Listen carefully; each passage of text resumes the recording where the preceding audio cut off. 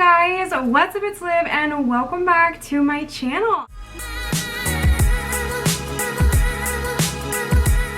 I know that this is quite a different setting than you guys have ever really seen me in before, but that is because today we are doing something so fun. I am literally so excited for this. Today we are going to be doing tarot for beginners from a beginner.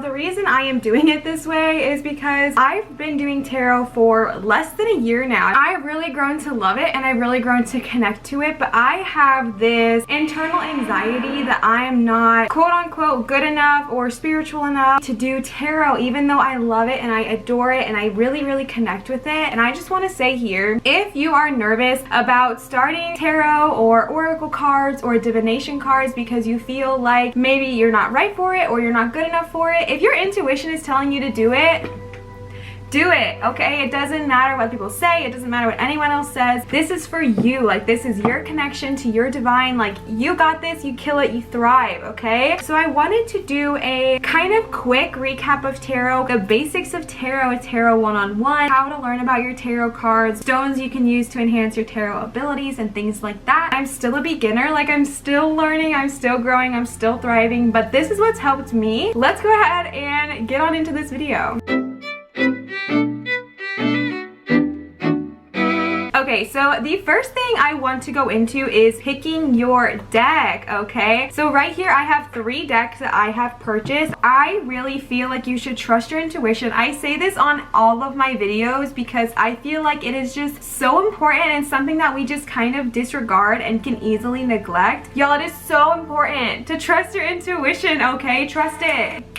This is the very first deck that I ever got. When I first got into tarot, I was at Books A Million and I saw this tarot deck and it just genuinely called out to me. I was so attracted to it. This is the Crystal Power Tarot deck. It is absolutely beautiful and it's very affordable. It was only $20, technically $18 at Books A Million. I really like this deck. However, I would recommend getting a deck that is more of the traditional style when you're first starting. This deck, for example, the cards, except for the majors, don't really tell a story. But for example, the 9 of Wands is just 9 wands, and when you're learning, that's not the easiest thing to do, whereas this deck right here that I have, this is the Modern Witch Tarot deck. This is a modern twist on the original tarot deck cards. They do a really good job of kind of telling a story with the cards. That is why I would recommend something like this for starting, because with every card it tells a story, right? At least for me, I'm a very visual learner. I can find something in the card, know what that card means, and then pinpoint it in my brain so that I don't forget from there on out. But I really recommend getting a deck that tells the story through the cards. Now, with that being said, when you are a little bit more comfortable with tarot, that is when decks like these would be really cool to try out. Trust your intuition. Whatever feels good is whatever feels good. I got all 3 of these at a bookstore. I got these out at Books A Million and then Barnes & Noble. Spirituality is trending right now, which makes me so excited. By the way, small tangent, I am so happy because y'all, that means people are awakening, okay? It is like time. Hashtag woke, okay? Like, I am so ready for the world to just kind of become awakened and we can all just go on this spiritual journey together.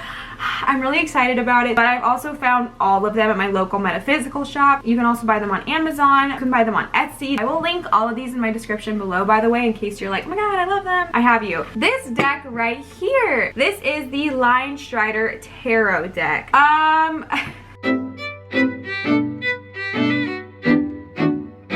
I do not have good vibes with this deck. I have done everything I possibly can to cleanse this deck, charge this deck, set intentions with this deck, purify this deck, and I'm just gonna be super honest with you guys. I just don't. Like, my readings are completely whack. It's like almost funny. It's like, what flavor is chocolate? And then you said the sun is yellow. They don't make sense. I ended up realizing that we are just on 2 totally different frequencies. So for example, if you get a deck that you don't feel good with, which is why I want to talk about this, okay? If you're vibing here at this frequency and your deck is vibing vibing here or your deck is vibing here, it's just never gonna meet. It's not gonna connect. It's not gonna vibe, and it's gonna feel really off. I really wanted this deck to work because the art is just so unique. The art is truly one of a kind, and I just was absolutely in love with it. I just really couldn't connect with it. I have gifted this now to the family, and now whoever wants to come over and do tarot readings can use this deck because it doesn't vibe negatively with everyone. I just wanted to put this in here because if that happens to you, it's nothing wrong with you. It's nothing that's like a problem with you. It's okay. It just means that you guys probably aren't vibing on the same frequency. So that just happens sometimes. Sometimes you don't always connect with the deck you get, and it's totally okay. So now let's get into when you get your deck, what do you do with it, right? So most decks come with these little booklets. All of my decks have come with this so far. I haven't found one that doesn't. And they come with these little books that kind of explain everything. And there are two different categories of cards. There are major cards and then minor cards, okay? They're called Arcana or Arcana, however you want to say it. I say Arcana. And then there are like the suits, okay? The major cards, for example, from my understanding, again, please be gentle and remember that I am still a beginner. Be gentle with me. So from my understanding of major cards, major is stuff that is kind of beyond our everyday, right? It's beyond our grasp. It's things that are kind of inevitable. Literally think of it as like major things and then minor things. Major things, a breakup, a new job, a new career, a job loss, you know, a new relationship. Minor cards, maybe you got into an argument with your coworker today and it didn't make you feel so well. That's a very small example, but I feel like that might help you guys understand the difference between major and minor. My cat is really about to jump on my desk right now. No. Okay, you know, we're gonna keep rolling with it. My cat's obsessed with my tarot cards. I just thought I should tell you guys. Every time I pull out my tarot cards, my cat does this, okay? Major cards are kind of like out of our control, right? However, minor things we do have control over. So with the minors, there are 4 suits, which is Wands, Cups, Pentacles, and Swords, all right? Wands are like fire, willpower, right? Creativity, projects, actions. When you pull Cups, it's more water, inner experience, your relationships, your love, your imagination, right? Swords are air's thoughts, your intellectual realm, your mental clarity. Pentacles, earth, materialistic things, financial things, earthly things that we have here on this materialistic plane, the natural physical reality, things like that. Now that we've gotten into major and minor, I'm gonna share with you guys a little secret that helped me so much when I was first starting out with tarot to really understand what I was doing, and that is a tarot journal. This is just a regular journal. If you are someone who in school learned really well from listening to the lecture and then going back later and rewriting your notes to learn, this is a tip for you, okay? I wrote down all of the major arcana cards and what they meant upright versus what they meant reverse, because some decks are meant to be read reverse. This deck is not meant to be read reverse. This deck is meant to be read reverse, and so is this one, okay? If you're wondering if your deck is meant to be read reverse, you can tell that these cards are, oh my gosh, I pulled 2 majors. Okay, see, these are 2 majors. That was actually crazy. It's fine. You can tell that these are not meant to be read reverse because they are blue on top and purple on bottom, right? So if I have them like this, I'm going to clearly know which one is meant to be read reverse. Like, I know purple goes on bottom, so I would kind of have a more filtered aspect when reading if I didn't want to pull reverse. Whereas these cards, for example, I'm holding one reverse and one upright, and you would never be able to tell because of the design of the cards. They are 100% the same whichever way you flip them. These cards, I believe, are meant to be read reverse. If you're wondering if your cards are meant to be read reverse, that's how you can kind of find out, or you can look it up. So anyways, I wrote down all of the major arcana, and then I also went into the suits. Each deck, I've learned, also kind of has their own interpretation of what the cards mean, but there are some really good websites where you can go for some really accurate representations of the cards, which I will link down below in case, for example, your deck doesn't come with reversed meanings, as none of mine do. So I just went through and I wrote down upright versus reverse, and that honestly might help you. All right, since we're on the topic of this and I have my book out, I am going to talk about deck interviews.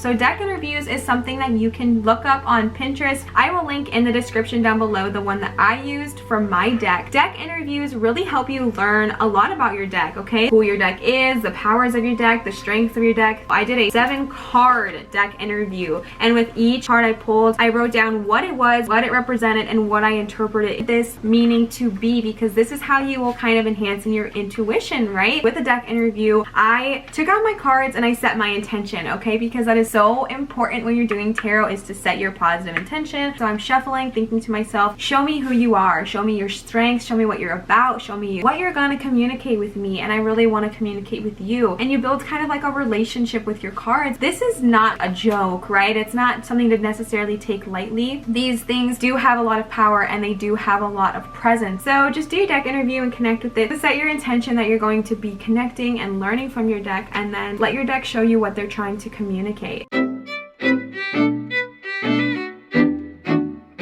They say that you are to deal with your left hand. There are multiple ways to shuffle and to deal. The 2 ways that I have commonly found is that when I'm dealing, I cut it into 3, right? So 1, 2. So there are 3 piles, and then I either put a crystal on top or focus my intuition on the deck that really calls to me, or I'll use my pendulum here. Another way that you can deal your cards is to just kind of lay them all out in a fan-like motion and pick the ones that best call out to you with their backs facing you. So you don't actually know the cards that you're picking. You don't know what you're going to get. Say you're picking a 3-card spread, right? Like past, present, future. Spread them out in a fan after you shuffle them, and just pick 3 cards from that fan that really call out to you, and then that is a really good way to kind of get in the habit of trusting your intuition and things like that as well. I feel like without tapping into your intuition, it's going to be quite hard to really connect with your cards, because again, this is a spiritual practice, right? This is a way to connect with the higher spirit, the higher source, of course. Okay, one quick thing I forgot to mention in this video is that when you first get your deck, it is really important to shuffle them thoroughly, okay, to get the most accurate readings. So I'm going to show you guys how I shuffle them when I first purchase the decks.